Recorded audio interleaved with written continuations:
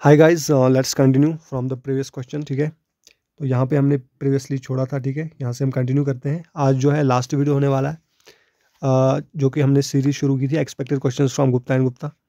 तो last question उसका last video जो है ये होगा। इसमें हम सारे क्वेश्चन जो है वो कवर करेंगे। आरसीसी बचा हुआ है अभी हमारे पास, तो आरसीसी के क्वेश्चंस अभी हम कर रहे हैं। तो चलो, हमारे पास जो पहला यहाँ पे स्क्रीन पे जो पहला क्वेश्चन है हमारे पास, question number 9 from RCC. The relation between modulus of rupture, splitting strength and directed tensile strength is given by. तो जो modulus of rupture is also known as flexural strength of the concrete, है ना। तो concrete की बात कर रहा है बेसिकली।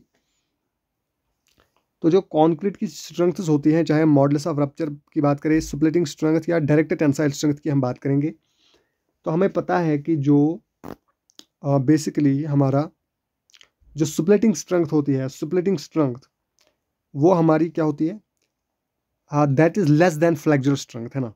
स्प्लिटिंग स्ट्रेंथ जो है वो फ्लेक्सुरल स्ट्रेंथ से लेस होती है। और जो मॉडुलस ऑफ रप्चर है,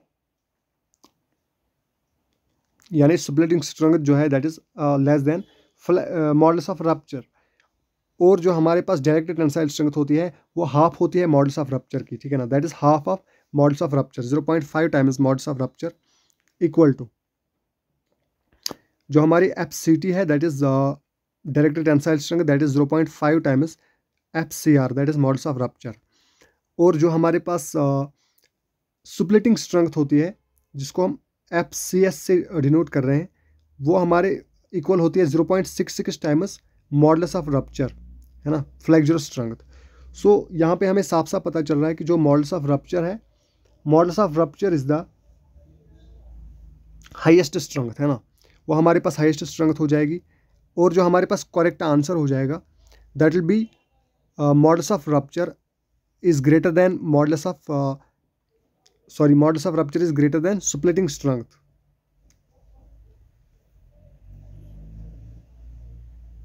and splitting is greater than direct tensile strength. So option B will be the correct answer, ठीक है, option B.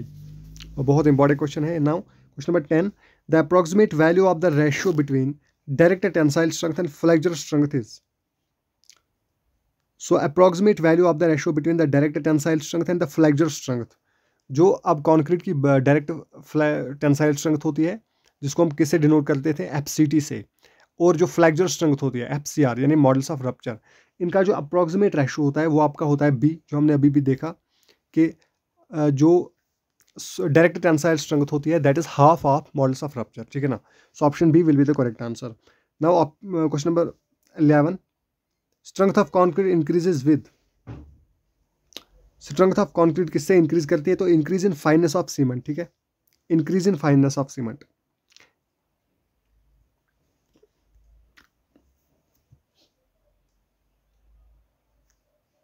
The strength of concrete after 1 year as compare to 28 days strength is about. तो हमें पता है कि 1 year के बाद जो स्ट्रेंथ ऑफ कॉन्क्रीट होती है that is 20 to 25 times more than 28 days strength, है ना। क्योंकि एट 28 डेज हम मान के चलते हैं कि कॉन्क्रीट की स्ट्रेंथ जो है वो 80% तक लगभग हो जाती है, ठीक है।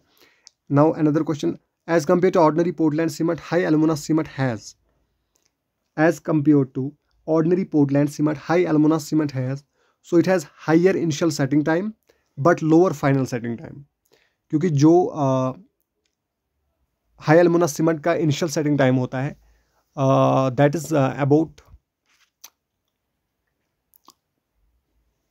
1.5 आवर्स और 3.5 कुछ समथिंग इस तरह से होता है वो।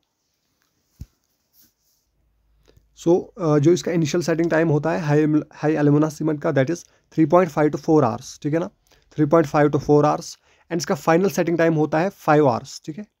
सो ऑब्वियसली इसका इनिशियल सेटिंग टाइम जो है वो हायर है then OPC, ordinary Portland cement, and but the final setting time is lower than ordinary Portland cement. So option A will be the correct answer. This is an important question. Now moving to another question. Examine the following statements. Factor of safety for steel should be based on its yield stress. Factor of safety for steel should be based on its ultimate stress.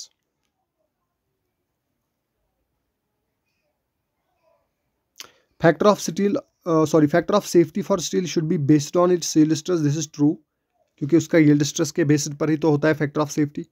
Factor of safety of steel should be based on its ultimate stress. No, not ultimate stress बल्कि yield stress, क्योंकि उसका definite yield point होता है steel का, because the steel is a ductile material. Factor of safety of concrete should be based on its yield stress. No, because concrete is having no yield point. It is a brittle material. So factor of safety for concrete should be based on its ultimate stress. Should be based on its ultimate stress. So option B will be the correct answer. For a reinforced concrete section, the shape of shear stress diagram is. So when we talk about the shape of shear stress diagram of a reinforced concrete section, so we know that it is parabolic above the neutral axis and rectangular below the neutral axis, क्योंकि ये कुछ like इस तरह से होती है,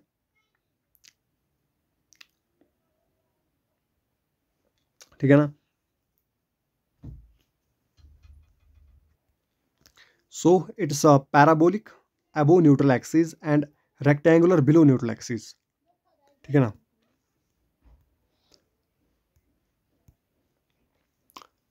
तो ये अगर हम न्यूट्रल एक्सिस मान के चलते हैं तो जो शेयर स्ट्रेस डायग्राम होती है of a rectangular parabolic beam की, वो कुछ इस तरह से होती है, ठीक है ना. Parabolic above neutral axis and rectangular below neutral axis. Diagonal tension in a beam. Another question. Diagonal tension in a beam so increases below the neutral axis and decreases above the neutral axis. ठीक है, easy question है, क्योंकि diagonal tension क्या करेगा, neutral axis के below वो increase होगा, क्योंकि वहाँ पे टेंशन होता है. ठीक है, टेंसाइल स्ट्रेसेस वहीं पे जनरेट होते हैं and will be decrease above the neutral axis. If nominal shear stress tau v, nominal shear stress tau v exceeds the design shear stress of the concrete, that is tau c. Means if tau v is greater than tau c, the nominal shear reinforcement as per IS 456/2000 shall be provided for carrying a shear stress equal to. So अगर nominal shear stress आपका exceed कर रहा है design shear stress को, तो फिर जो minimum shear reinforcement हम प्रोवाइड करते हैं as per IS 456, that is nominal shear reinforcement minus design shear stress, है ना. तो नॉमिनल शेयर स्ट्रेस से डिजाइन शेयर स्ट्रेस माइनस करते हैं, जो हमारे पास आंसर आता है, जो हमारे पास वैल्यू निकल के आती है, वही हम जो है प्रोवाइड करते हैं as minimum reinforcement, shear reinforcement. So option C is the correct answer.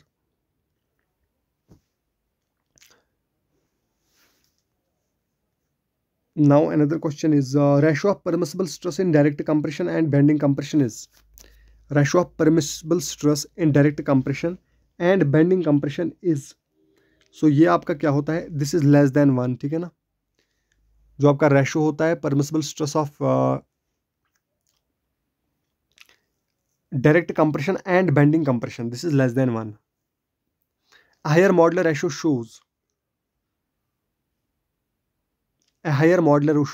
shows lower compressive strength of concrete. It should be noted, this is an important question. Higher modular ratio जो है वो lower compressive strength को show करता है. ठीक है, lower compressive strength of concrete. The average permissible stress in bond for plain bars in tension is. तो plain bars in tension की जब हम बात करते हैं, तो जो एवरेज परमिसिबल स्ट्रेस होता है बॉन्ड के लिए, बॉन्ड स्ट्रेस के लिए, that is increased by 25% for plain bars in compression. ठीक है ना, that is increased by 25% for plain bars in compression.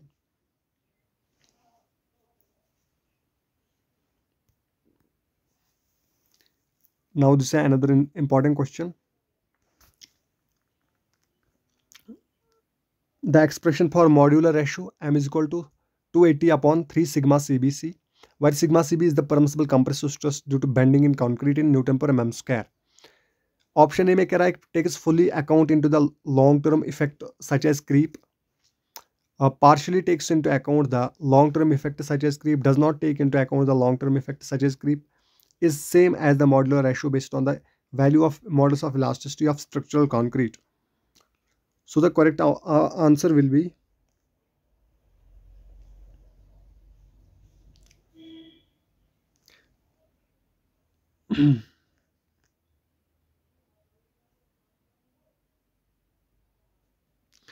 Partially takes account, है ना, partially takes into account the long term effect such as creep. तो basically ये working stress method की बात कर रहे हैं, जहाँ पे हम मॉड्यूलर रेशियो की वैल्यू जो है वो क्या लेते हैं, 280/3 times sigma CBC। So this is as per the limit, sorry, working stress method. सो वर्किंग स्ट्रेस मेथड में जब हम इफेक्ट इस मॉड्यूलर रेशियो को जब हम वहाँ पे कंसिडर करते हैं, तो इसमें जो इफेक्ट ऑफ क्रीप लिया जाता है दैट इज पार्शली, ठीक है ना, वो पार्शली लिया जाता है for long term effect of creep. When shear stress exceeds the permissible limit in a slab, then it is reduced by. So when shear stress exceeds the permissible limit in slab, then it is reduced by increasing the depth, providing shear reinforcement, using high steel reinforcement, using thinner bars but more in number. So correct option will be increasing the depth. ठीक है, increasing the depth. For a slab supported on its four edges with corners held down and loaded uniformly, the Marcus correction factor to the moments obtained by Grashof-Rankine's theory. It should be noted that it is always less than 1, ठीक है, always less than 1। जो Marcus correction factor होता है moments के लिए जो हम apply करते हैं ग्रैशफ थ्योरी से, सो that is always less than 1।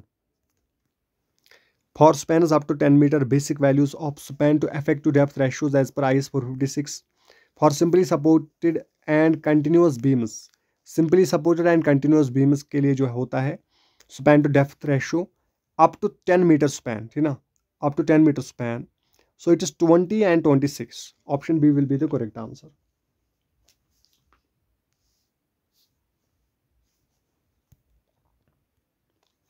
Now moving to the another question. The effect of creep on modular ratio is. So modular ratio पे creep का क्या असर पड़ता है, तो that is to increase it, ठीक है ना, क्योंकि modular ratio creep के इफेक्ट से जो है modular ratio जो है वो increase होता है। अगर आपको पता होगा modular ratio, modulus of elasticity of steel upon concrete, and it is divided by 1 plus theta, where theta is the coefficient of creep, ठीक है ना, coefficient of creep. So it will be equal to, जब हम इसको further solve करेंगे mathematically, 1 plus theta यहाँ आ जाएगा। So it is obviously the effect of creep is obviously to increase the modular ratio, है ना। So option B will be the correct answer. In a spherical dome the hoop stresses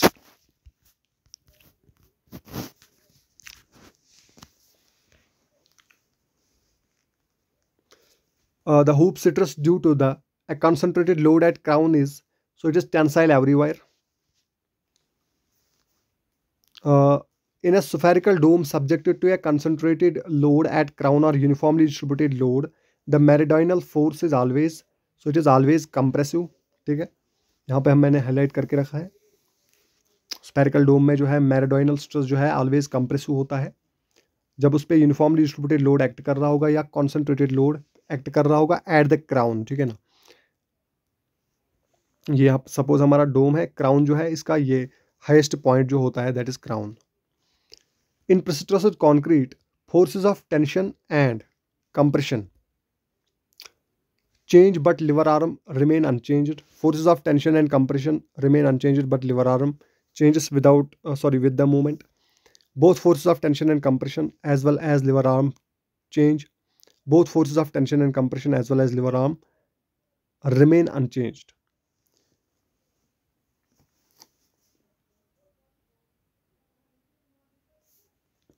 So prestressed concrete में क्या होता है, basically जो forces of tension and compression होते हैं वो अनचेंज रहते हैं, ठीक है, that remain unchange.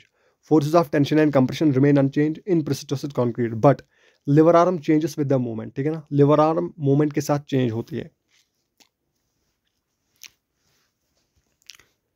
In concrete use of angular aggregate, use of angular crusher aggregate in place of natural rounded gravel effects. So ये आपके किस स्ट्रेंथ को अफेक्ट करता है। अगर हम एंगुलर एग्रीगेट्स यूज करते हैं कॉन्क्रीट में तो उससे कौन सी स्ट्रेंथ इफेक्ट होगी।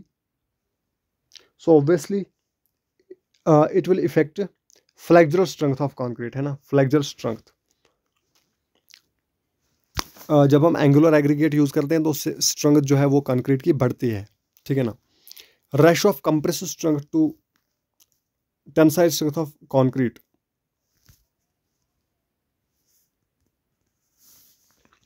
Ratio of compressive strength to tensile strength of concrete जो होता है हमारे पास, ये क्या होता है आपका,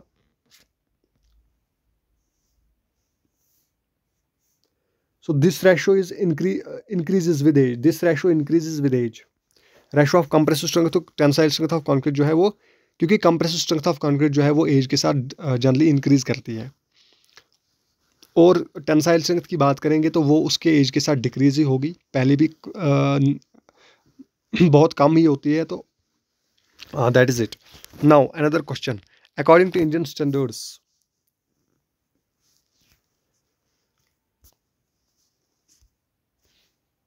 the grading of fine aggregates is divided into, so it is divided into 4 zones, ठीक है। assertion, light weight concrete exhibits higher shrinkage than normal weight concrete, lightweight concrete exhibits higher shrinkage than normal weight concrete, modulus of elasticity of lightweight concrete is lower than the normal weight concrete। so अगर मैं इस question की बात करूंगा यहाँ पे,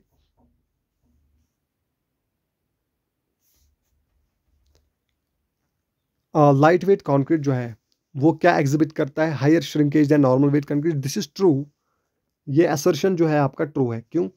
क्योंकि light weight concrete में हमें पता है वहाँ पे पोर्स ज़्यादा होते हैं, ठीक है ना, इसलिए पोर्स जब ज़्यादा होंगे और उनमें एयर होता है तो उससे श्रिंकेज, या उनमें मॉइस्चर कंटेंट जो है वो प्रेजेंट होता है तो उससे श्रिंकेज जो है वो हाई होती है, ठीक है ना। नॉर्मल वेट कंक्रीट से श्रिंकेज यहाँ पे हाई होगी क्योंकि यहाँ पे पोर्स जो है वो ज़्यादा है, उनमें मॉइस्चर कंटेंट जो है वो जब रिलीज हो जाएगा उनसे तो वहाँ पे श्रिंकेज हमें ऑब्वियसली ज़्यादा देखने को मिलेगी। Now modulus of elasticity of light weight concrete is lower than that of the normal weight concrete. अगर हम मॉडुलस ऑफ इलास्टिसिटी की बात करेंगे लाइट वेट कॉन्क्रीट की, तो ये कह रहा है कि उसका मॉडुलस ऑफ इलास्टिसिटी भी लो होता है देन नॉर्मल वेट कॉन्क्रीट, तो obviously it is also true, ठीक है ना, क्योंकि इसका जो होता है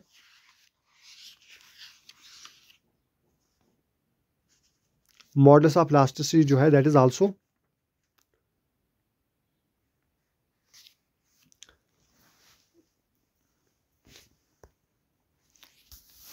लोअर, मॉडुलस ऑफ इलास्टिसिटी उसका लोअर होता है देन लाइट वेट कॉन्क्रीट। सो इसकी वजह से अगर लाइट वेट कॉन्क्रीट का मॉडुलस ऑफ इलास्टिसिटी भी लो होगा तो उसकी वजह से जो है श्रिंकेज कैरेक्टरिस्टिक्स में फ़र्क आएगा, ठीक है ना, तो इसलिए reason is explaining the assertion, ठीक है, also. So both reason and assertion are true and reason is the correct explanation of assertion. Now moving to the another question, with the increase in the rate of loading during testing compressive strength of concrete, तो जब हम loading rate को increase करते हैं at the time of testing of the cement, है ना, और concrete, या हम कंक्रीट की अगर बात करेंगे, सो वहाँ पे कंप्रेसिव स्ट्रेंथ क्या होती है, वो भी इंक्रीज होती है, ठीक है, कंप्रेसिव स्ट्रेंथ जो है वो इंक्रीज करती है with increase in loading for a given aggregate content increasing the water cement ratio in concrete।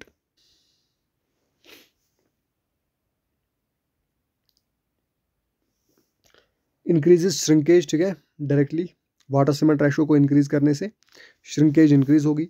The net loss of strength due to higher entrainment of a richer mix is higher than that of a leaner mix. Net loss of strength due to higher entrainment, so richer mix में जब आयर entrainment की जाती है, ठीक है ना, तो उससे क्या होता है, उससे नेट लॉस ऑफ स्ट्रेंथ जो है वो ज़्यादा होता है अगर हम as compare to linear mix बात करेंगे। So this is true.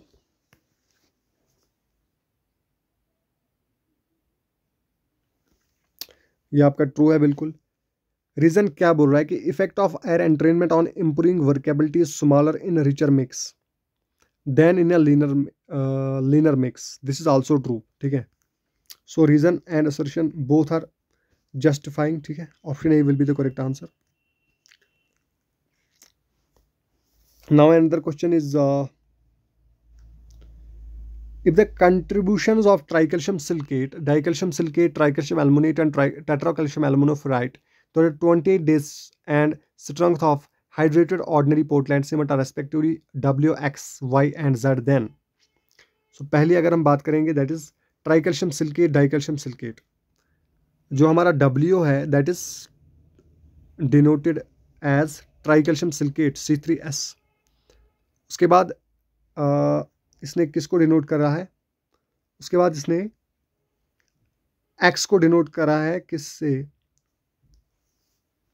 यानी X से इसने किसको डिनोट करा है, ट्राइकैल्शियम एल्युमिनेट C3A को।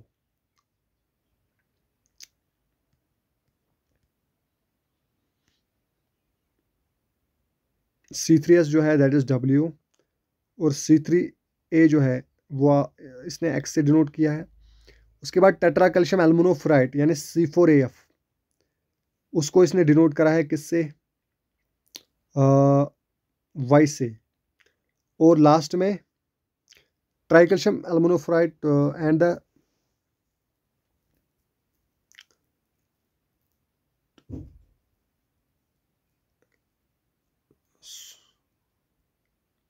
सॉरी दूसरा जो है ये X जो है that is dicalcium silicate that is C2S। X जो है वो C2S है और लास्ट में जो इसने Z डिनोट किया है दैट इज C3A, ठीक है ना। C3A को इसने Z से डिनोट करा है।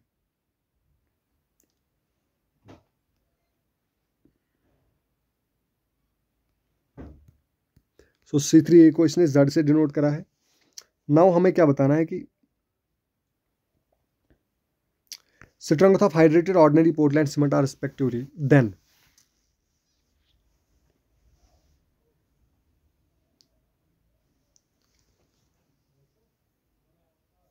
तो 28 डेज स्ट्रेंथ्स को ये कैसे कंट्रीब्यूट करते हैं, इंक्रीजिंग ऑर्डर में बताना होगा हमें। यानी जो सबसे ज़्यादा बेसिकली यहाँ पे बताना होगा कि जो सबसे ज़्यादा 28 डेज स्ट्रेंथ को पहले कंट्रीब्यूट कर रहा है उसके हिसाब से हमें ऑप्शन जो है वो करेक्ट चूज़ करना पड़ेगा। तो अगर हम बात करेंगे डाइकैल्शियम सिलिकेट, ट्राइकैल्शियम सिलिकेट जो होता है that is which is W, represented as W, वही जो है 28 डेज को सबसे ज़्यादा यहाँ पे कंट्रीब्यूट करेगा। उसके बाद हमारा डाइकैल्शियम सिलिकेट आएगा that is represented by X, और उसके बाद आपका कौन सा आएगा, ट्राइकैल्शियम एल्युमिनेट C3A, और लास्ट में जो है that is C4AF, tetracalcium aluminoferrite. So option W, X, Y and Z, W is greater than X, greater than Y, greater than Z, option A will be the correct answer. The initial and final setting times for ordinary Portland cement are approximately related as, तो option C है T is equal to 90 plus 1.2 times small t। Small t आपका क्या है, initial setting time, and जो capital T है that represent the final setting time. तो ये relation होता है इनका। नाउ अनदर रीजन असर्शन है, assertion the presence of tricalcium aluminate in cement is undesirable. The presence of tricalcium aluminate in cement is undesirable. So this is true actually, क्योंकि जो tricalcium aluminate होता है, reason भी बोल रहा है इसका कि tricalcium aluminate in cement contributes very little to strength of cement. C3A जो है बेसिकली वो लिटिल कंट्रीब्यूट करता है to the strength of cement को, और उसके अलावा जो है वो प्रीमैच्योर हार्डनिंग यानी फ्लैश सेटिंग ऑफ सीमेंट वो कराता है, ठीक है। लेकिन स्ट्रेंथ को एट द सेम टाइम वो लेस कंट्रीब्यूट करता है, तो इसलिए ये अनडिजायरेबल हो जाएगा, ठीक है ना। और दूसरी बात यह है कि जब सल्फेट्स अटैक करते हैं सीमेंट पेस्ट को, तो जो C3A होता है ट्राइकैल्शियम एल्युमिनेट, वो एक कंपाउंड बनाता है that is known as calcium sulpho aluminate, ठीक है, कैल्शियम सल्फो एल्युमिनेट। और इस कैल्शियम सल्फो एल्युमिनेट से क्या होता है, ये डिसरप्शन काज करता है सीमेंट में, क्योंकि इससे वॉल्यूम जो है जो कंपाउंड्स बनते हैं वॉल्यूम जो है इनसे इंक्रीज हो जाता है, ठीक है ना, और इससे जो है प्रीमेच्योर हार्डनिंग होती है। तो इसलिए आपका क्या होता है, अनडिजायरेबल होता है सीमेंट में tricalcium aluminate. But early strength जो है बेसिकली,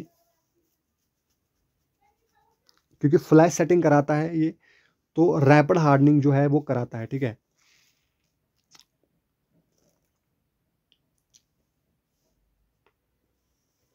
तो इसलिए जो यहाँ पे करेक्ट आंसर हो जाएगा वो कौन सा हो जाएगा आपका,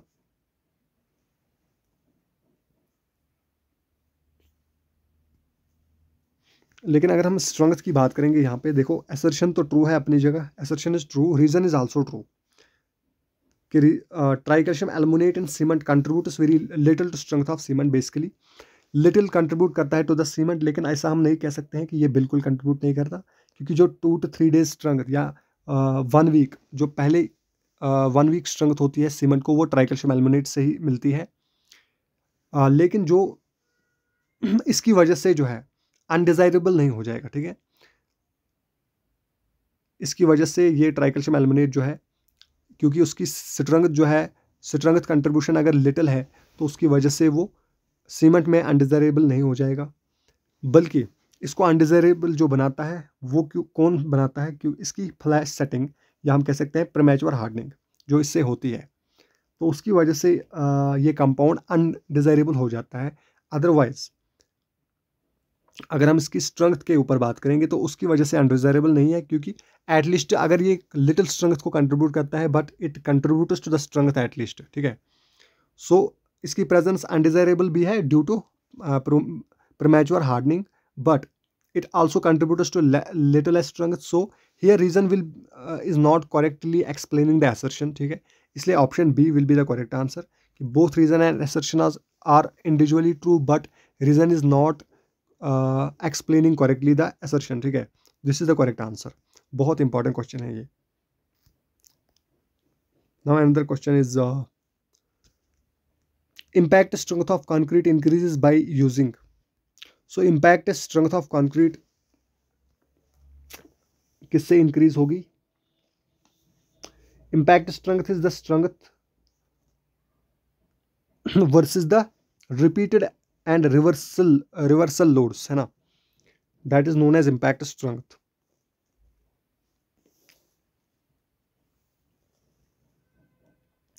smaller maximum size of aggregate, aggregate with high modulus of elasticity, aggregate with low Poisson ratio.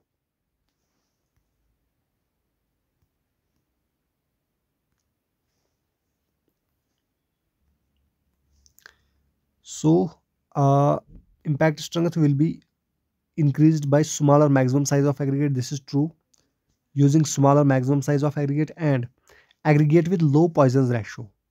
High modulus ratio, sorry high modulus of elasticity जो है वो नहीं आएगा यहाँ पे।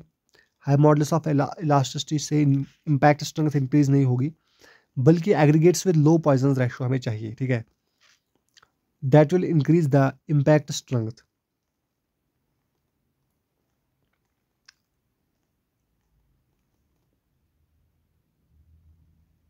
So option C will be correct answer here, ठीक है। Impact strength of concrete is greater for water stored concrete than for dry concrete, angular crushed aggregates, rounded aggregates।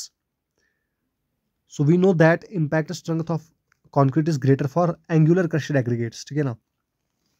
So only D, sorry, option D will be the correct answer।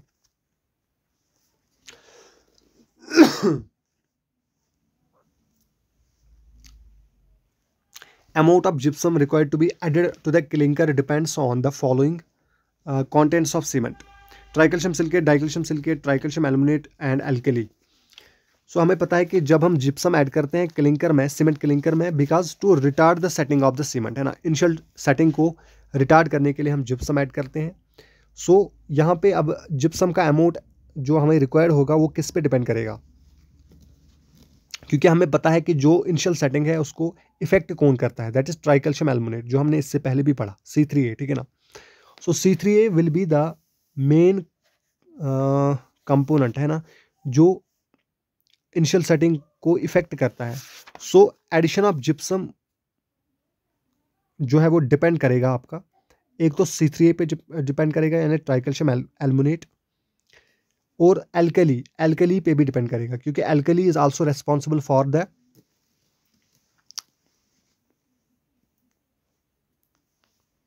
premature hardening or we can say flash setting of cement. So option C will be correct answer. Gypsum का amount in दोनों चीजों पे हमारा depend करेगा।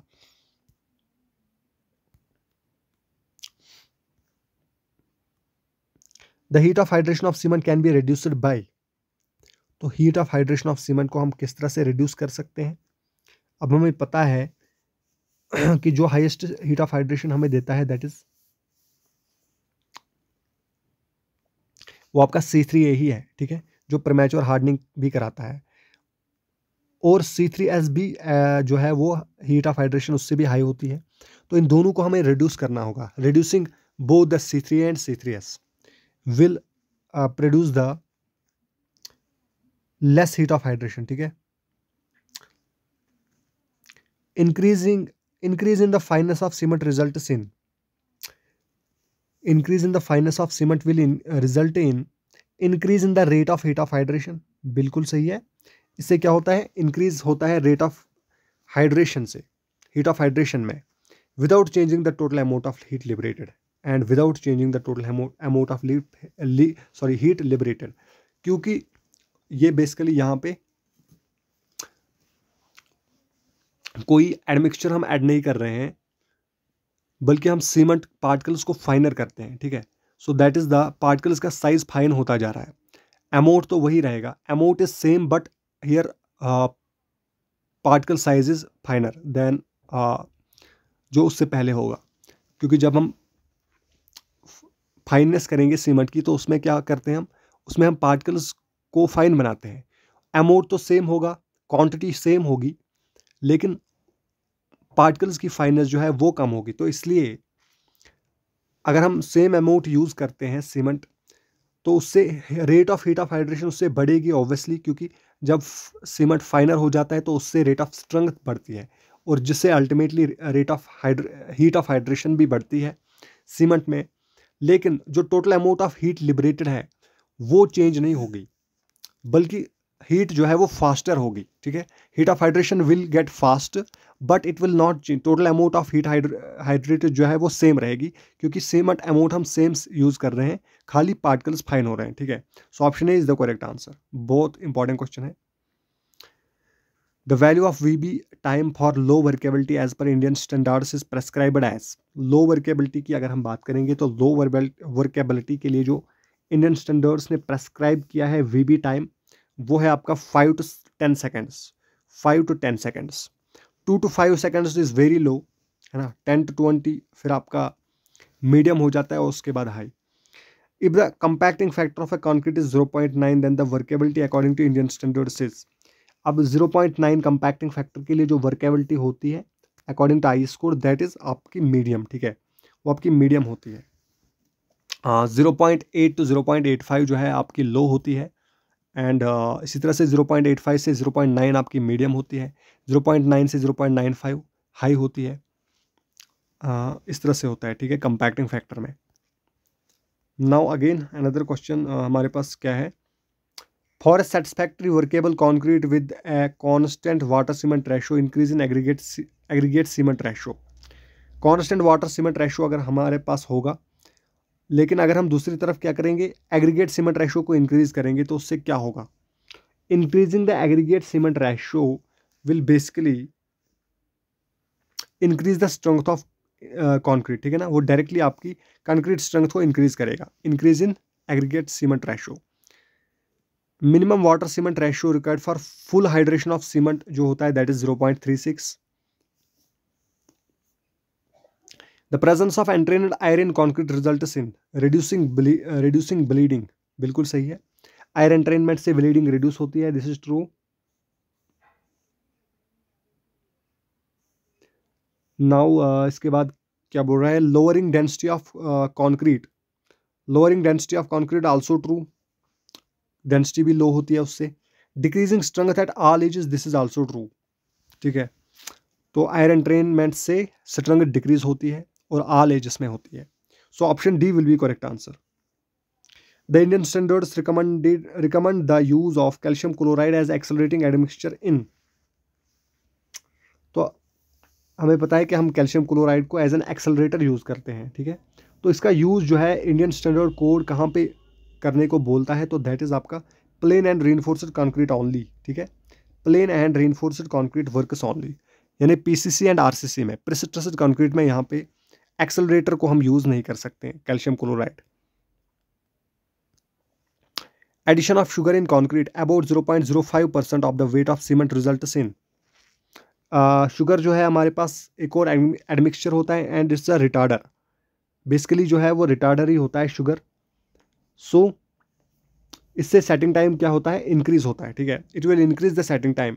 और अगर हम 0.05% से ऐड करते हैं by weight of cement, so then it will increase the setting time by about 4 hours. So option B will be correct answer, क्योंकि 0.05 जो है इसका मिनिमम अमाउंट है। तो मिनिमम अमाउंट पे ये बहुत ज़्यादा रिटार्ड, क्योंकि जब हम इसकी अगर हम इसकी प्रपोर्शन बढ़ाते हैं, अगर हम इसका अमाउंट बढ़ाएंगे तो 0.2% तक जो है इसका मैक्सिमम होता है। इसके बाद अगर हम इसको ऐड करेंगे तो ये ये एक्सेलरेट करना शुरू करता है फिर, ठीक है ना, ये अपोजिट काम करता है फिर। इसलिए इसका प्रपोर्शन जो है वो मेंटेन रखना पड़ता है। और 0.05 जो है इसमें ये इंक्रीज करता है सेटिंग टाइम अबाउट 4 आवर्स तक, ठीक है, अबाउट 4 आवर्स तक इंक्रीज कर सकता है। एंड 0.2 से एक्सीड नहीं होना चाहिए इसका अमाउंट शुगर का। फिर ये क्या करता है, फिर ये एक्सेलरेट करता है। This should be also remembered. Which of the following types of concrete mixers is most commonly used in precast concrete factories. So precast concrete factories में जो हमारा मिक्सर यूज़ होता है जनरली वो होता है आपका पैन टाइप मिक्सर, ठीक है ना। प्रीकास्ट मिक्स में पैन टाइप मिक्सर आपका यूज़ होता है। ट्रक माउंटेड मिक्सर जो है दैट इज़ आपका ट्रांसपोर्ट के लिए। Dual drum mixer, tilting mixer जो है आपके ऑर्डिनरी वर्क्स में यूज़ होते हैं।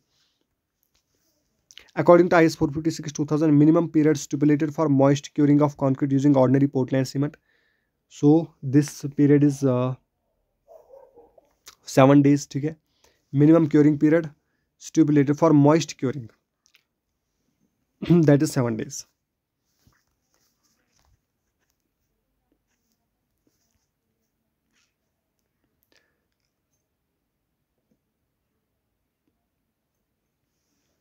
Curing period is minimum for the concrete using.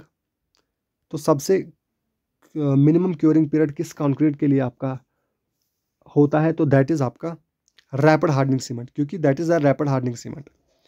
A reinforced concrete structure is to be constructed along a sea coast. The minimum grade of concrete to be used as per IS 456/2000 is along sea coast की जब हम बात करेंगे तो वहाँ पे जो minimum concrete grade of concrete लगता है दैट इज वो आपका M30 लगेगा, ठीक है, दैट विल बी M30।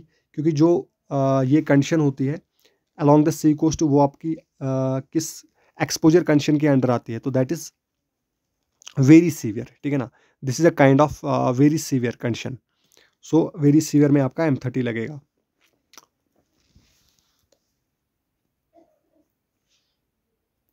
नहीं, sorry, it is severe, not very severe, severe condition, severe condition, mild, moderate and severe.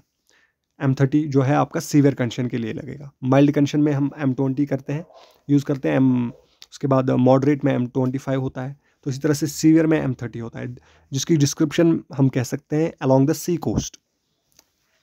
According to IS 456/2000, the total water soluble sulfate content as percentage of mass of cement in concrete mix expressed as SO3 should not exceed। तो sulphate content जो है वो exceed नहीं होना चाहिए आपका 4 से exceed नहीं होना चाहिए, ठीक है। Option C is the correct answer. According to IS 456/2000, the total acid soluble chloride content expressed as kg per meter cube of concrete for reinforced concrete or plain concrete containing embedded metal should be limited to, so it should be limited to 0.6। According to IS 456/2000, the maximum free water cement ratio in plain concrete to ensure durability in mild exposure is limited to। तो maximum free water cement ratio जो होता है plane concrete के case में, PCC के case में, और वो भी माइल्ड एक्सपोजर कंडीशन के लिए। सो दिस इज 0.6 0.6 होता है।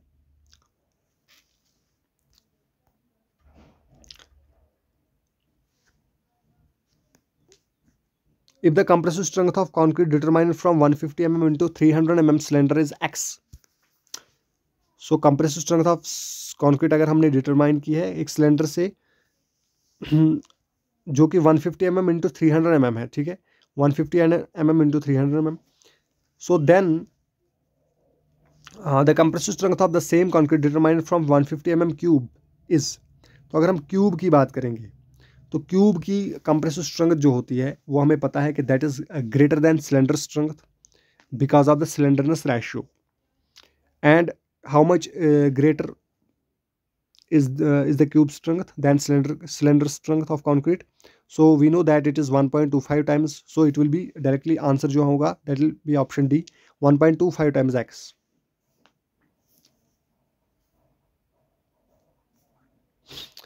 The compressive strength of concrete determined from 150 mm into 150 mm cylinder as compared to that determined from 150 mm into 300 mm cylinder.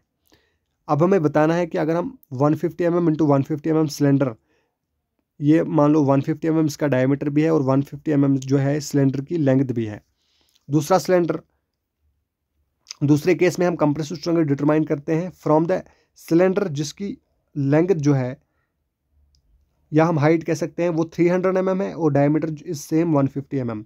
So now अगर हम इन दोनों स्ट्रेंथ्स को कंपेयर करेंगे आपस में, so the compressive strength of this concrete determined from 150 mm into 150 mm cylinder as compared to that determined from 150 mm into 300 mm cylinder is आपका मोर, ठीक है, वो मोर निकल के आती है। यानी जो हम यूनिफॉर्म सिलेंडर से जो हमें कंक्रीट की स्ट्रेंथ मिलती है that is more than 150 mm into 300 mm cylinder. Very important question. In the limit state method balanced design of a reinforced concrete beam gives, so जो balanced design of a reinforced concrete beam होता है that gives smallest concrete section and maximum area of reinforcement, ठीक है ना, smallest concrete section and maximum area of reinforcement. Percentage of steel for balanced design of a singly reinforced rectangular section by limit state method depends on, AST basically यहाँ पे बताना है एक balance design of singly reinforced rectangular section के लिए AST किस पे depend करेगा, as per the limit state method. Characteristic strength of concrete, अगर हम कैरेक्टरिस्टिक स्ट्रेंथ ऑफ कंक्रीट की बात करेंगे क्या उस पर डिपेंड करेगा, ऑब्वियसली डिपेंड करेगा, ठीक है ना, FC के वो पे वो डिपेंड करता है। Yield strength of steel also depends on yield strength of steel FY। Modulus of elasticity of steel पे वो डिपेंड नहीं करता है कि नहीं करता है, हाँ, modulus of elasticity of steel पे भी डिपेंड करता है। ज्योमेट्री ऑफ द सेक्शन पे वो डिपेंड नहीं करता, ठीक है, so option D will be the correct answer.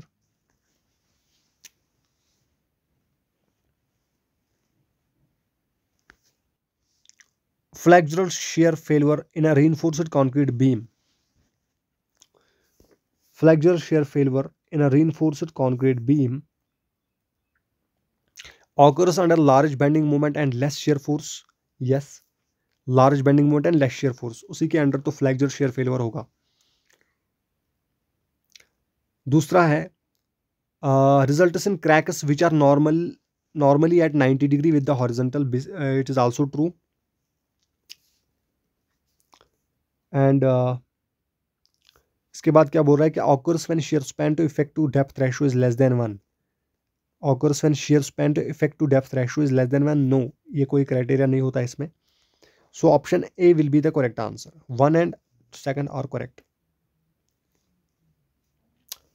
क्योंकि जो फ्लेक्सुरल shear फेलियर होता है रिइंफोर्स्ड कंक्रीट बीम में, उसमें वो तभी होता है ना जब बेंडिंग मोमेंट जो है वो बहुत ज़्यादा आता है दैन shear फोर्स, क्योंकि जब हम एक बीम प्रोफाइल यहाँ पे ड्रा करेंगे, this is a neutral layer, ठीक है, ऑफ द बीम जहाँ पे कोई स्ट्रेसेस नहीं होंगे, तो कहीं ना कहीं जो है बॉटम पे जो है इस तरह से फ्लेक्सुरल shear क्रैक्स जो है वो डेवलप होते हैं which are 90 degree to the horizontal, ठीक है, हॉरिजॉन्टल के साथ बिल्कुल 90 डिग्री पे होते हैं, और ये टेंशन जोन में क्रैक्स जो है वो डेवलप होते हैं, तो ऑब्वियसली जो है लार्ज बेंडिंग मोमेंट की वजह से ही होते हैं। The effective span of a deep beam is taken as, it is taken as smaller of A and B, ठीक है ना, यानी centre to centre distance between supports, एक तो ये हो गया, दूसरा है 1.15 times the clear span, so it is taken smaller of these both values, effective span of a deep beam.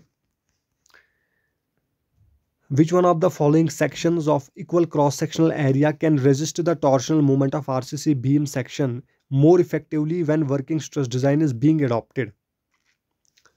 तो वर्किंग स्ट्रेस मेथड में कौन सा सेक्शन जो है यहाँ पे टॉर्शनल रेजिस्टेंस, टॉर्शनल स्ट्रेसेस को ज़्यादा रेजिस्ट करेगा, ठीक है, टॉर्शनल मूवमेंट को, तो that is a box section, ठीक है, according to working stress method that is a box section. Loss of stress with the time at constant strain in steel is called, so it's relaxation. This property is known as relaxation.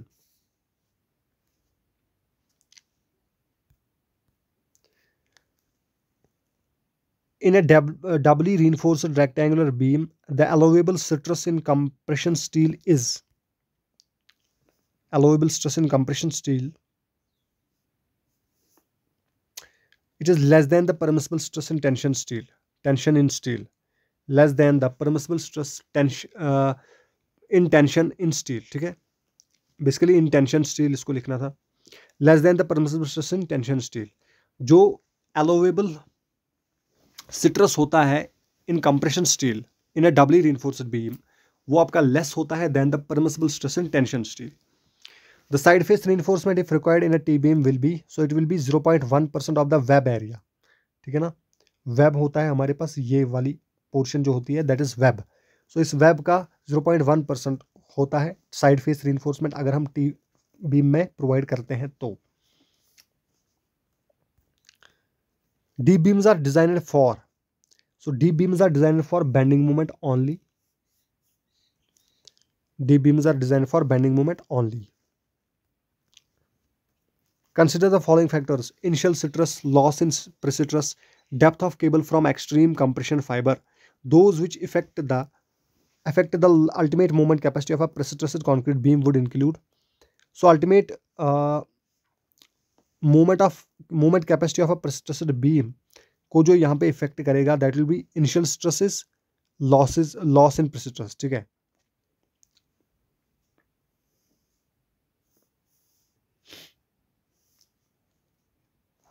Sorry, initial प्रेसिस्टेंस और जो losses in प्रेसिस्टेंस है, ये दोनों आपके ultimate moment of प्रेसिस्टेंस beam को effect नहीं करते हैं, बिल्कुल इफेक्ट नहीं करते हैं.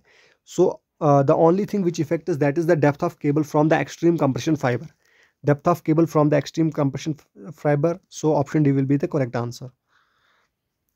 At limit state of collapse and shear, in case of web shear cracks, it is assumed that the concrete cracks when the maximum principal tensile stress exceeds a value of flexural stress equal to, so it is 0.24 root FCK. FCK is the characteristic strength of concrete. Now it is the match the following. Doubly reinforced section. Doubly reinforced section is a reduction in sectional depth, है ना, reduction in sectional depth. Limit state design, ultimate moment capacity के साथ match होगा. Minimum cover जो है आपका durability के लिए जो है हम प्रोवाइड करते हैं minimum cover. Span to depth ratio आपका पता होता है serviceability, it is given as per the limit state of serviceability. So span to depth ratio जो है वो सर्विसिबिलिटी के साथ मैच होगा. मिनिमम कवर आपका ड्यूरेबिलिटी के साथ मैच होगा. लिमिट स्टेट डिजाइन जो है that is the ultimate moment capacity. And doubly reinforced section, reduction in the sectional depth. That is it. Now another question, for plain concrete used in underground works of moderate exposure condition, the minimum cement content in kg per meter cube of the concrete mix as per IS 456 would be, so it is 240 kg per meter cube, ठीक है. Moderate exposure condition के हिसाब से, वो भी RCC works नहीं, PCC के लिए. तो पीसीसी के लिए जो मिनिमम सीमेंट कंटेंट होता है मॉडरेट एक्सपोजर के लिए दैट इज 240, और अगर हम आरसीसी की बात करेंगे तो it is something around 320 kg per meter cube for moderate conditions. Now which of the following statements about the percentage of tensile steel required to produce a balanced reinforced concrete section is correct. The required percentage of steel reduces as the yield strength of steel increases. तो पहला ही true हो जाएगा, क्योंकि जो required percentage of steel होती है वो reduce होती है as the yield strength of steel increases. जितनी यील्ड स्ट्रेंथ ऑफ स्टील जो है वो इंक्रीज होगी, यानी जितना हम ग्रेड इंक्रीज करेंगे स्टील का, उतनी जो है रिक्वायर्ड परसेंटेज ऑफ स्टील जो है वो रिड्यूस हो जाएगी. सो option A is the correct answer.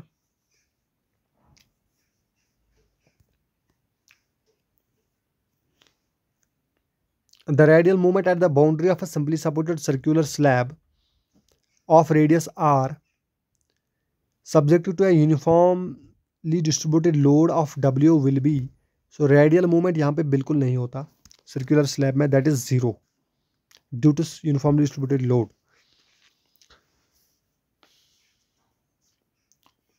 Now moving to the another question, that is the hoop stress in a dome subjected to uniformly distributed load is tensile at sections whose radius vectors are at angles greater than 15 degree 15 minutes with the vertical.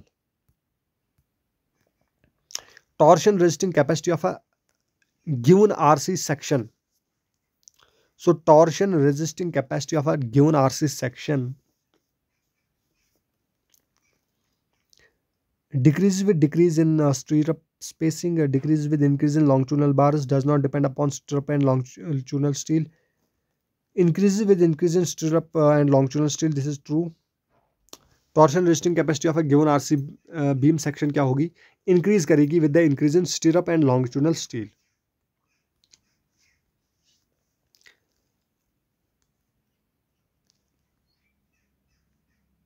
Consider the following statements concerning both the working stress design and ultimate strength design of reinforced concrete. Plane section before bending remain plane after bending. This is true, क्योंकि ये assumption होती है चाहे हम working stress method की बात करेंगे या लिमिट स्टेट मेथड की बात करेंगे. नाउ सेकंड क्या बोल रहा है कि the tensile strength of concrete is ignored. So this is also true. Tensile strength of concrete हम दोनों मेथड्स में इग्नोर करते हैं. So option C will be the correct answer. Both are correct. Shrinkage deflections in case of rectangular beams and slabs can be eliminated by putting. तो shrinkage deflections को हम कैसे eliminate कर सकते हैं? So by putting the compression steel equal to the tension steel. ठीक है, by putting the compression steel to the tension steel, उससे shrinkage deflections को हम decrease कर सकते हैं या eliminate कर सकते हैं. For limiting deflection point of view, the use of high strength steel in RC beam results in use of high strength steel in RC beam will result in increase in depth. ठीक है, for limiting deflection point of view, so it will result in the increase in depth. For maximum sagging bending moment at support in a continuous RC beam, live load should be placed on. So maximum sagging bending moment at support in a continuous beam. तो अगर हम एक continuous beam की बात करेंगे,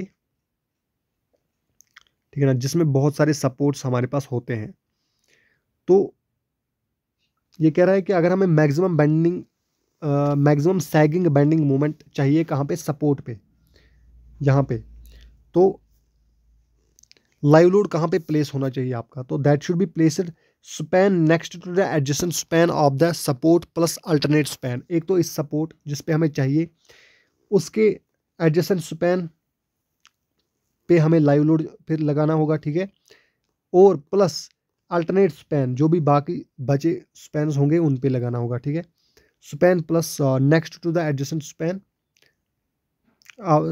next adjacent to the support. एक तो जो सपोर्ट के एडजेसेंट स्पैन्स होंगे, ये वाला स्पैन जैसे हो गया, ये वाला स्पैन हो गया, और जो भी अल्टरनेट स्पैन्स आते हैं उन पे भी हमें लाइव लोड जो है वो अप्लाई करना होगा. So then we will get the maximum sagging bending moment on support in a continuous RC beam.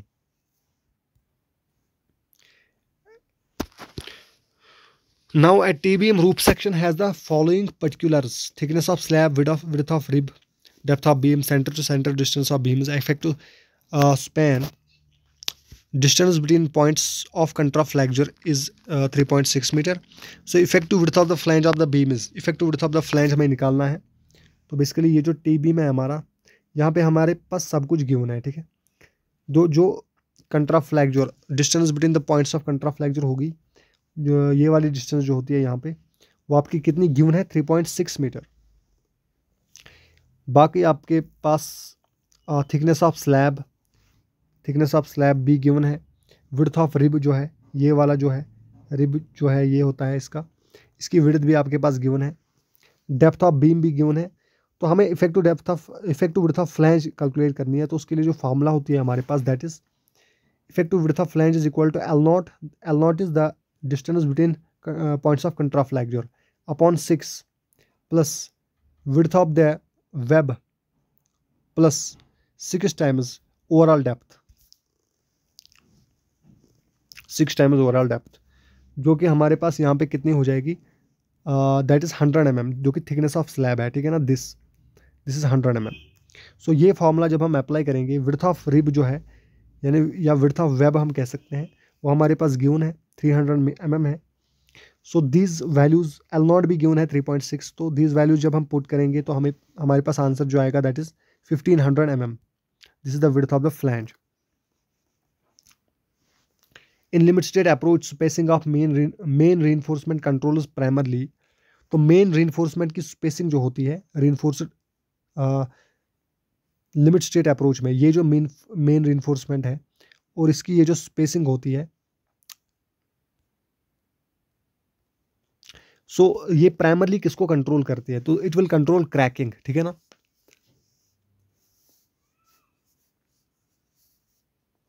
So it primarily controls cracking.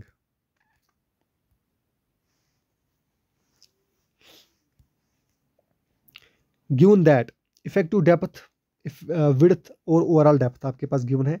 Maximum area of compression reinforcement in a beam, तो आपको पता है कि वो होता है 0.04 टाइम्स बी डी। यहाँ पे ओवरऑल डेप्थ होती है, ठीक है ना कि effective depth. It should be remember. The final deflections due to all loads including the effects of temperature creep and shrinkage and measured from as cast level of supports of floors, roofs and all other horizontal members should not exceed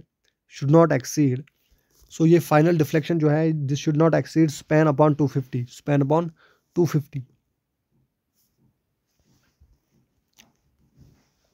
drops are provided in flat slab to resist the shear, ठीक है, shear को resist करने के लिए।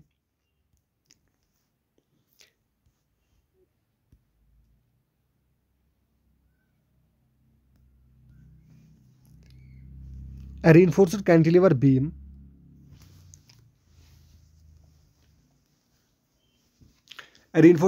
beam of span 4 meter has a cross section of 150 into 500 mm. If checked for lateral stability and deflection, the beam will। तो यहाँ पे हमें लेटरल स्टेबिलिटी के लिए भी और डिफ्लेक्शन के लिए भी चेक करना होगा यहाँ पे। सो जब हम चेक करेंगे,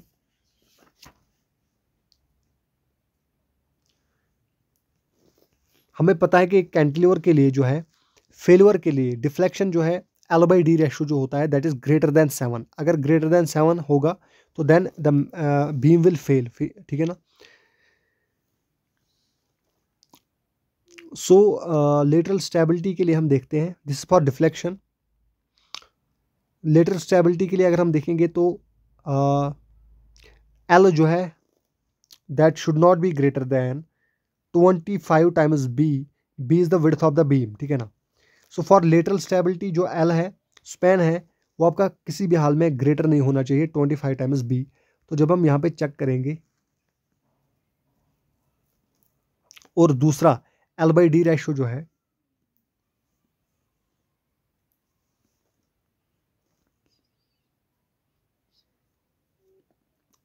ये आपका डिफ्लेक्शन के लिए होता है। This should not be greater then 7, ठीक है ना, अदरवाइज फेल कर जाएगा। तो अगर हम L/D रेशियो यहाँ पे कैलकुलेट करेंगे, L जो है हमारे पास 4 मीटर है, यानी हम mm में अगर हम लेंगे तो that will be 4000 mm upon D जो डेप्थ है, the depth is given as 500। So ये रेशियो हमारे पास 8 निकल के आता है। दूसरा फॉर लेटरल स्टेबिलिटी हम देखेंगे L should not be greater than 25 times B, so 25 multiplied by B। अब यहाँ पे विड्थ जो हमारे पास गिवन है that is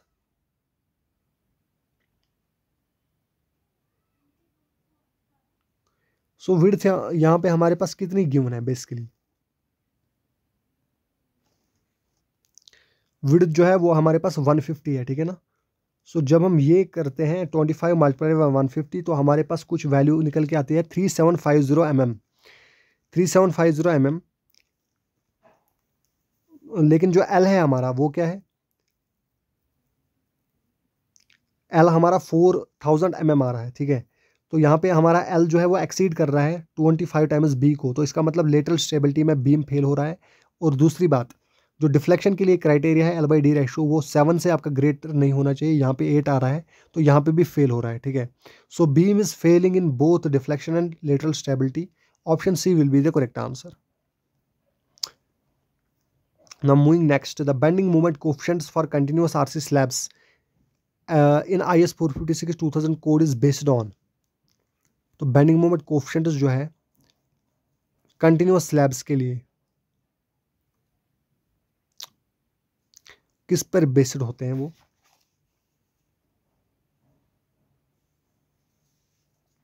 bending moment coefficient जो है वो यील्ड लाइन थ्योरी के बेसिस पर होते हैं, ठीक है ना, IS कोड के हिसाब से यील्ड लाइन थ्योरी।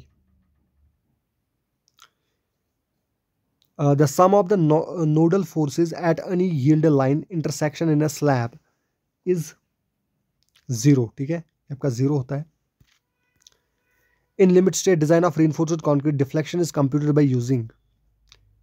तो LSM की अगर हम बात करेंगे तो वहाँ पर हम डिफ्लेक्शन कंप्यूट करते हैं by using the short and long term values of Young's modulus, ठीक है ना, दोनों हम लेते हैं short and long term values of Young's modulus,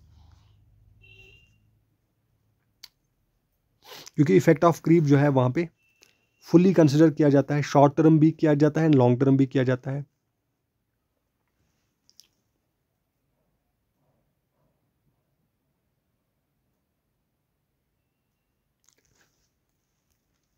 As per IS 456/2000, the vertical deflection limit for slabs may generally be assumed to be satisfied, providing that the ratio of the span to effective depth of a continuous beam of span up to 10 meter is not be greater than, so it is 26. Negative moment in reinforced concrete beams at the location of supports is generally much higher than the positive moment span moment. This is primarily due to curvature at the supports being, तो curvature at the supports being higher, उसी की वजह से क्या होगा, very high curvature होता है supports पे, उसी की वजह से जो है नेगेटिव मूवमेंट जो है वो ज़्यादा आता है, ठीक है ना, सपोर्ट्स पे। In the conventional prestressing the diagonal tension in concrete decreases, ठीक है, कन्वेंशनल प्रेसिट्रोसिंग में वो डिक्रीज करता है। Consider the following statements for the air entrainment concrete. Air entrainment reduces the water demand for a given level of workability. This is true.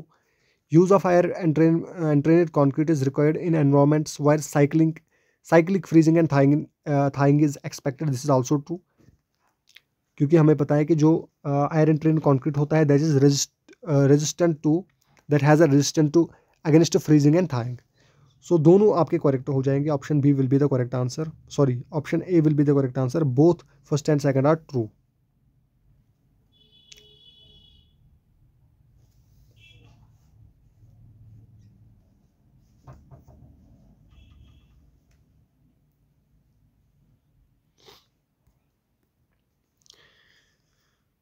The modulus of elasticity is equal to 5000 FCK to the power 0.5, where FCK is the characteristic compressive strength of concrete specified in IS 456/2000 is based on।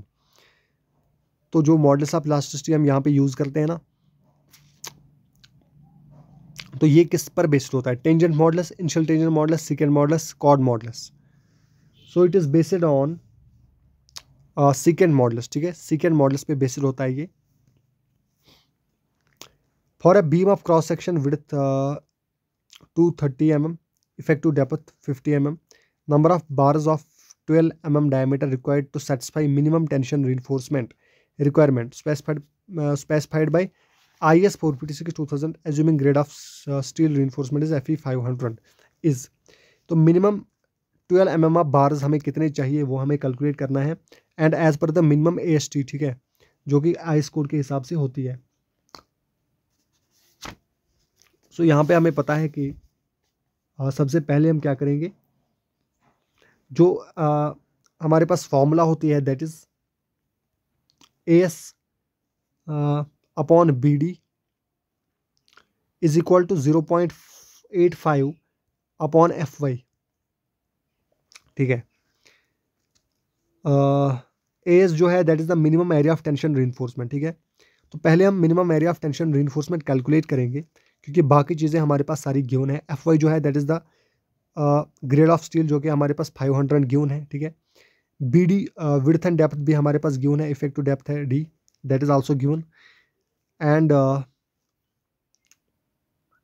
तो हम यहाँ पे जब हम values put करेंगे तो हमारे पास minimum area of steel reinforcement निकल के आएगी 195.5 mm square. This is the minimum area of steel, AST minimum. लेकिन हमें निकालना है कि नंबर ऑफ 12 mm बार्स हमें कितने रिक्वायर्ड होंगे इस AST को सेटिस्फाई करने के लिए। सो दैट इज डायरेक्टली जितना हमारा AST है दैट इज 195.5 mm, उसको हम डिवाइड करेंगे area of the 1 12 mm bar. So that will be π/4 into D square, D is 12 mm, 12 square. सो यहाँ से हमारा निकल के आएगा 1.73 and that is similar to 2। यहाँ पे हम अब सिमिलर जो है वो 2 लेंगे, option B. This is the minimum number of 12 mm bars required to satisfy the minimum tension reinforcement as per the IS code. According to the concept of limit state design as per IS 456-2000, probability of failure of a structure is, so it is 0.0975.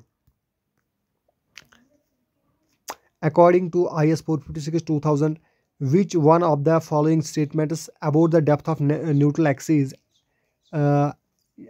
balance for a balanced reinforced concrete section is correct? So balanced reinforced concrete section की जब हम बात करते हैं, सो हमें पता है कि एक्सियल बैलेंस जो है वो डिपेंड करती है on the grade of steel only, ठीक है। Limiting depth of neutral balancing depth of neutral axis is dependent on grade of steel only. So option B will be the correct answer.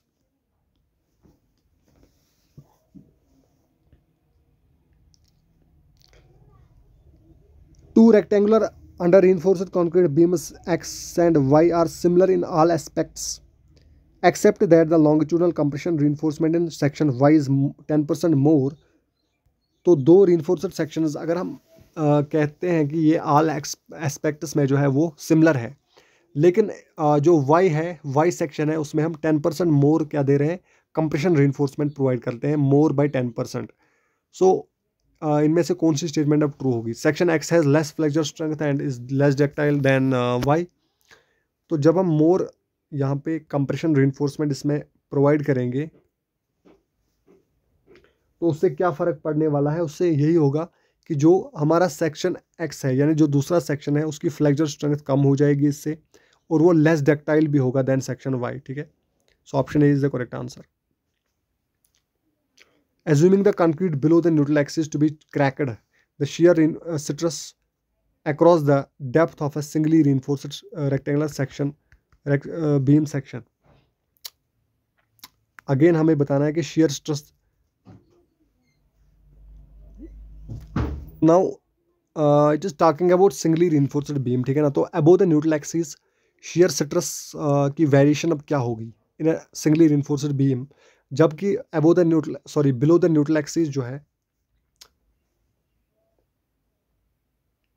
Shear stress across the depth of singly reinforced beam, हमें बताना है कि across the depth shear stress की variation क्या होगी अगर below the neutral axis जो है बीम जो है वो क्रैक्ड हो चुका है, यानी वो फेल हो चुका है, ठीक है ना, दैट हैज फेल्ड। सो अब इस केस में जो इस सिंगली रिइंफोर्स्ड बीम की ओवरऑल डेप्थ, ठीक है ना, ओवरऑल डेप्थ जो है इसके अकॉर्डिंग शेयर स्ट्रेस की जो वेरिएशन होगी वो किस तरह से होगी? So that increases parabolically to the neutral axis and then remains constant up to the tension steel, जो हमने इससे पहले भी पढ़ा था। इस तरह से जो है वो शेयर वेरिएशन होगी, पैराबोलिकली वो इंक्रीज करती है up to the neutral axis और उसके बाद वो इस तरह से कांस्टेंट रहती है। The percentage loss of prestress due to anchorage slip of 3 mm in a concrete beam of length 30 metre which is post tensioned by tendon subjected to an initial stress of 1200 Newton per mm square and modulus of elasticity equal to 2.1 into 10 to the power 5 Newton per mm square is percentage loss of prestress यहाँ पे calculate करना है। Important question है क्योंकि बहुत दफ़ा जो है ये क्वेश्चन रिपीट हो चुका है। ईएस में 2 दफ़ा रिपीट हो चुका है, गेट में आ चुका है ये question. So it's a very important question and prestress के कॉन्सेप्ट से जो है वो न्यूमेरिकल ही अक्सर पूछता है, तो इसलिए यहाँ से जो है ऐसे क्वेश्चन हमें प्रैक्टिस करने चाहिए। तो यहाँ पे सबसे पहले हम क्या करेंगे, सबसे पहले जो हम स्ट्रेन निकालेंगे, ठीक है ना, that is the change in volume with respect original volume.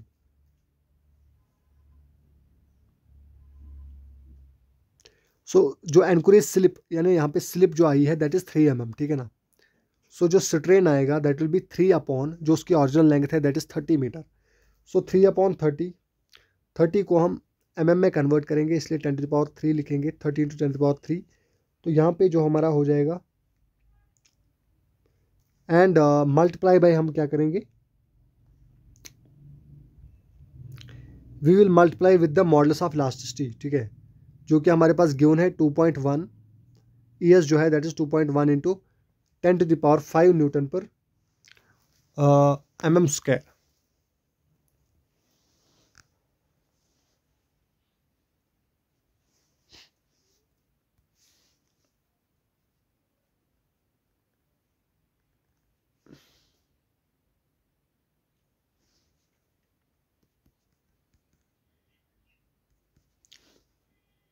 तो यहाँ से हमारे पास आ जाएगा 21 न्यूटन पर mm स्क्वायर, ठीक है ना, 21 न्यूटन पर mm स्क्वायर।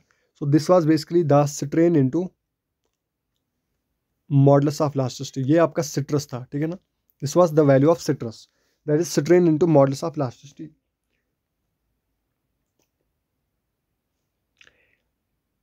लेकिन अब हमें बताना है परसेंटेज लॉस ऑफ सिट्रस। ये तो सिट्रस की वैल्यू निकली है हमारे पास that is 21 newton per mm square, 21 mega pascal, लेकिन but we have to calculate percentage loss of prestress. तो परसेंटेज लॉस ऑफ प्रेसिट्रस जो हो जाएगा that will be 100 multiplied by 21 upon, चूँकि जो कि इनिशियल स्ट्रेस था इसमें दैट वाज 1200, ठीक है ना, इनिशियल स्ट्रेस से हम डिवाइड करेंगे तो हमारे पास आंसर जो है निकल के आएगा that is 1.75%। This is the percentage loss of stress, ठीक है। So option C will be the correct answer. Consider the following statement is related to non-destructive testing of concrete. Inundation test is used to assess the quality of concrete. Resonant frequency method is based on a laboratory test. देखो non destructive test से तो question आता ही आता है, एक ना एक question यहाँ से जरूर आता है। सो it's a very important question. Compressed strength of concrete is estimated through pulse velocity measurement. The dynamic models of elasticity is determined by a sonometer test.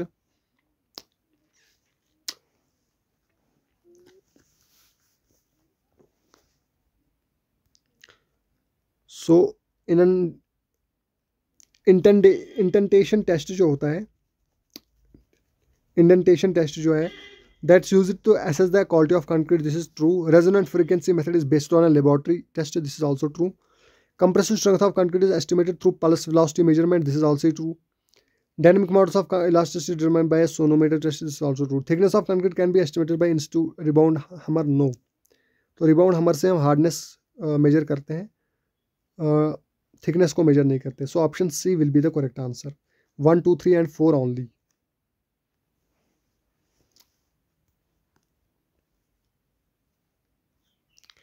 Consider the following statements. The minimum steel requirements of the slabs are based on the considerations of shrinkage and temperature effects alone and not on strength.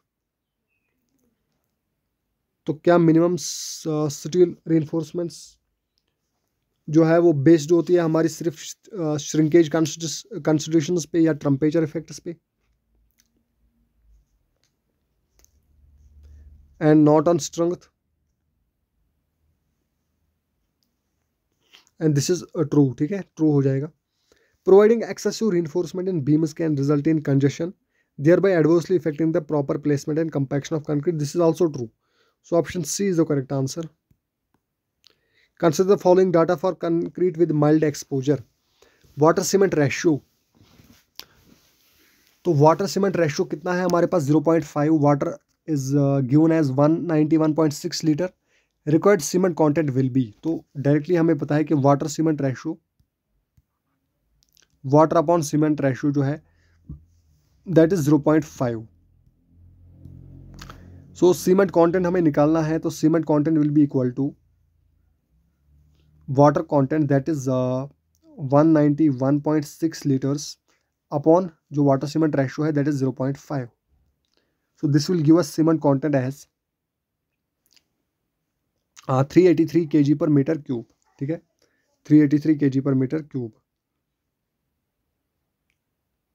यहाँ पे basically water जो है, answer जो आया है kg per metre cube में आया है. वाटर जो है हमारे पास लीटर्स में था, तो kg एंड लीटर्स में कुछ मतलब माइन्यूट सा फर्क होता है, तो इसलिए हम यहाँ पे इक्वल ले सकते हैं. ठीक है. Stir up area in excess of that required for shear and torsion is provided along each terminated bar over a distance from the cutoff point equal to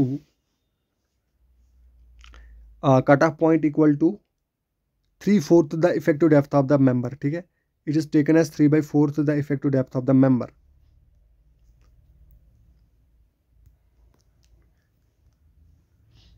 The theoretical strength of concrete as per Joule space ratio theory is less than the actual strength of concrete. तो as per जल space ratio theory अगर हम बात करेंगे तो क्या theoretical strength जो है वो लेस होती है than gel space than the actual strength? No, this is not true. Statement second में बोल रहा है in the gel space ratio theory it has been assumed that the concrete is perfectly homogeneous and flawless. Yes, this is true. So option D will be the correct answer. First is wrong and second is true. A simply supported prestressed beam of span 10 meter is subjected to a point load of 10 kN at center.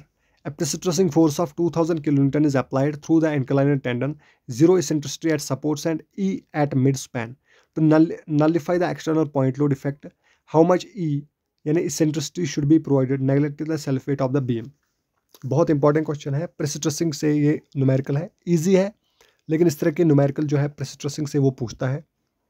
जैसे पिछले paper में भी आप देखोगे यहीं से एक numerical जो है प्रेस्ट्रेसिंग से पूछा था, बिल्कुल इजी था.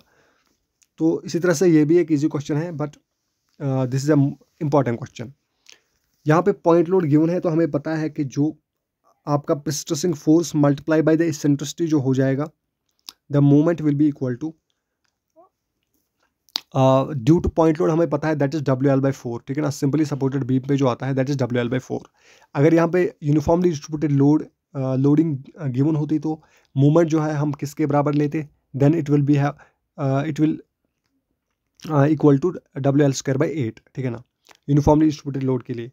लेकिन यहाँ पे पॉइंट लोड दिया हुआ है, तो जो मूवमेंट हो जाएगा prestressing force multiplied by eccentricity that is WL/4.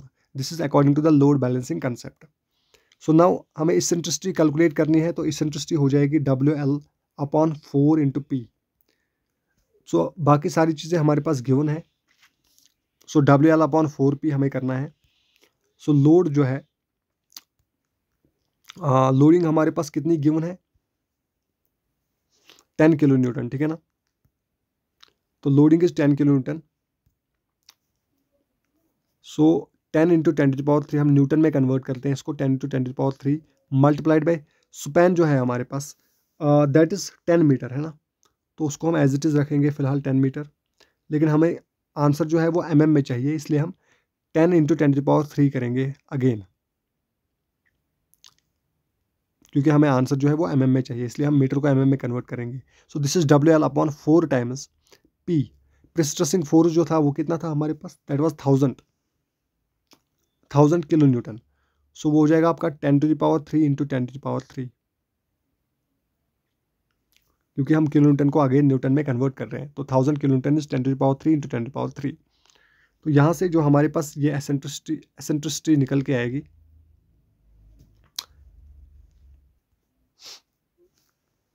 सो ये हमारे पास क्या हो जाएगा 100/8, ठीक है ना। एंड 100/8 जब हम कैलकुलेट करेंगे तो दैट इज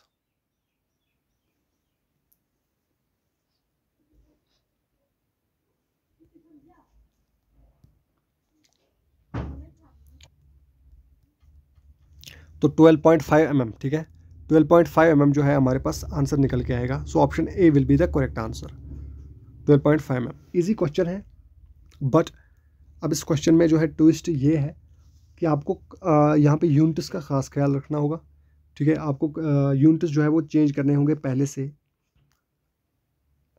जैसे कि आपके पास लेंथ मीटर में दी गई है, तो आपको पहले स्पान को जो है वो mm में कन्वर्ट करना होगा। किलो न्यूटन को आपने यहाँ पे न्यूटन में कन्वर्ट करके सॉल्व करना होगा, वरना उसके अलावा जो है आपके पास कैलकुलेशन में दिक्कत आ सकती है। Now another question, a beam whose effective span is L, effective depth is D and overall depth is capital D shall be deemed to be a deep beam when the ratio of। तो हमें पता है कि हम basically L/D जो ratio जो लेते हैं उसमें हम D जो है वो ओवरऑल डेप्थ कंसिडर करते हैं, इफेक्टिव डेप्थ कंसिडर नहीं करते। So it will be deemed to as a deep beam when the ratio of L/D, option B second में जो है L/D is less than 2 for a simply supported beam and L/D is less than 2.5 for a continuous beam, ठीक है ना।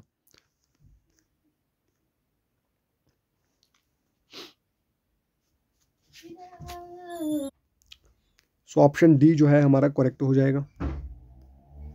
Now moving to the another question, consider the following statements regarding the working stress design of under reinforced RC sections। The neutral axis depth will be greater than that of a balanced section। The neutral axis depth will be greater than that of a balanced section। तो नहीं, neutral axis depth यहाँ पे अगर हम under reinforced section की बात करेंगे तो उसमें न्यूट्रल एक्सिस की डेप्थ जो है वो ग्रेटर नहीं होती है, बल्कि वो लेस होती है than a balanced section. So this is wrong. 2 में क्या बोल रहा है, the stress in steel in tension will reach its maximum permissible value first, this is true. Under reinforced section में ऐसा ही होता है। Moment of resistance will be less than that of a balanced section, moment of resistance will be less than that of a balanced section, this is also true। The concrete on the tension side is also to be considered for calculating the moment of resistance of the section, nahi, this is not true। So option D will be the correct, 2 and 3rd।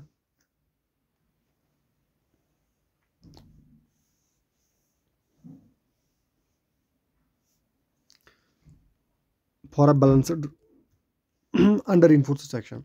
Now in the design of two-way slab restrained at all edges, torsional reinforcement required is।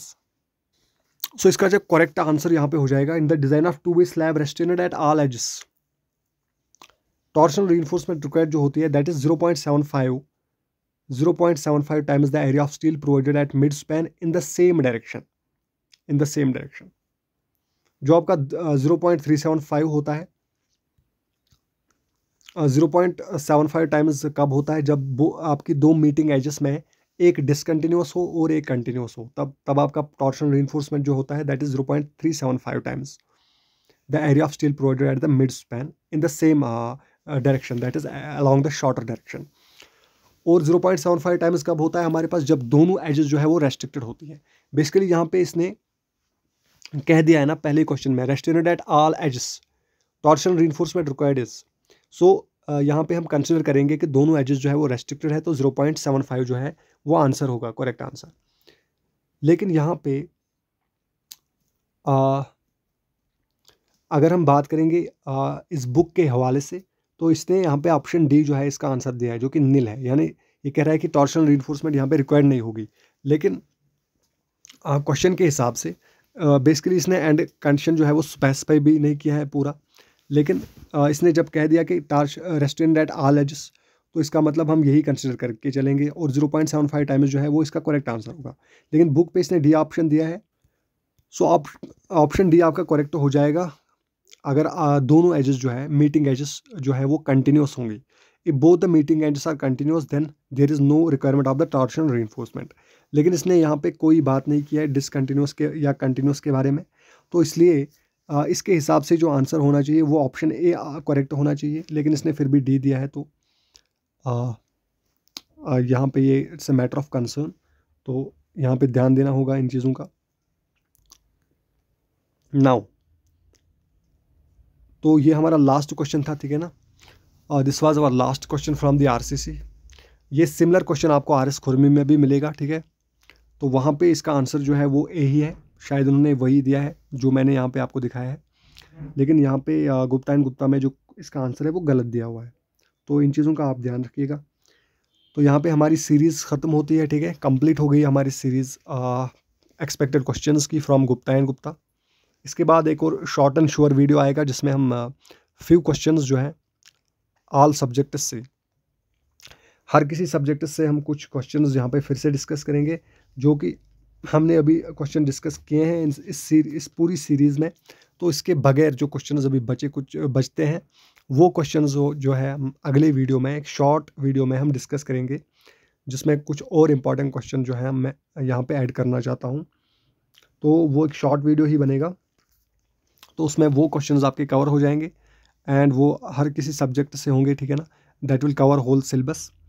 तो इसी तरह से यहाँ पे ये series आपके जो है हमने आज कंप्लीट करी, ठीक है, एक्सपेक्टेड क्वेश्चंस की। इसके बाद मैंने आपसे कहा कि मैं अगले वीडियो में कुछ और भी इंपॉर्टेंट क्वेश्चन जो है वो डिस्कस करूँगा हर किसी सब्जेक्ट से, और उसके बाद जो है फाइनली जो है गुप्ता एंड गुप्ता से जो है क्वेश्चंस जो है हमारे पास एंड हो जाएंगे। तो बाकी इसमें जो क्वेश्चंस हैं वो या तो syllabus out of the syllabus है, ठीक है ना, according to the JKSSB JEE वाला एग्ज़ाम, और ये दूसरे क्वेश्चन जो है वो उनकी कैलकुलेशन जो है वो बहुत ज़्यादा लेंथी है, कैलकुलेटर के बिना सॉल्व नहीं हो सकते, जिनका एग्ज़ाम में आने का चांस भी जो बहुत कम है। तीसरे क्वेश्चन जो है वो इस तरह के क्वेश्चन है कि वो बहुत ज़्यादा इजी लेवल के क्वेश्चन है, कि अगर आपने कुछ भी नहीं पढ़ा हो, बेसिक कंसेप्ट्स अगर आपके सिर्फ बेसिक कंसेप्ट्स क्लियर हैं तो उस पर वो क्वेश्चंस आपके सॉल्व हो जाएंगे, उनको डिस्कस करने का कोई मतलब नहीं है। तो बाकी इसमें कोई क्वेश्चन मुझे नहीं लगता अब इसके अलावा बचेगा, ठीक है। तो बस अगला एक वीडियो में लेके आऊँगा, ठीक है। सीरीज़ तो कंप्लीट हो चुकी है, लेकिन फिर भी कुछ इंपॉर्टेंट क्वेश्चंस और मैं डिस्कस करना चाहता हूँ, वो हम एक ही वीडियो में डिस्कस करेंगे। तो बाकी यहाँ पे आपके सारे क्वेश्चंस गुप्ता एंड गुप्ता से आप मान के चलो कवर हो गए, ठीक है, जिनके JKSSB JEE सिविल में फ्यूचर एग्जाम में आने के चांसेस हैं। तो अभी इलेक्ट्रिकल की पोस्टें जो हैं वो नोटिफाई हो चुकी हैं, आपको पता होगा। तो इसके बाद अभी JEE सिविल की पोस्टें आनी हैं। अब इन्होंने पहले JEE इलेक्ट्रिकल की पोस्टें नोटिफाई कर दी हैं, तो अभी मुझे लगता है कि वरना, क्योंकि इन दोनों में से इन्हें एक JEE रिक्रूटमेंट जो है, JEE एडवर्टाइजमेंट जो इन्होंने करनी थी, अब इन्होंने इलेक्ट्रिकल की पहले की है, तो अब पता नहीं है कि सिविल की जो है चाहे ये इसी मंथ में एडवर्टाइजमेंट करे या इस मंथ के बाद, ठीक है ना। इसमें अभी एक और मंथ भी लग सकता है, फिर कुछ नहीं कह सकते इसके बारे में पूरा। तो फिर भी आप प्रैक्टिस जो है वो आप करते रहिए, ठीक है ना। इसके बाद जो है हम गेट PYQs स्पेशली मैं गेट 2025 जो है के इम्पॉर्टेंट क्वेश्चंस आपसे डिस्कस करूँगा, ठीक है। इसके बाद और बाकी RS खुरमी से कुछ इंपॉर्टेंट क्वेश्चंस भी डिस्कस करेंगे, ठीक है। सो बने रहिए हमारे साथ। All the best and thank you.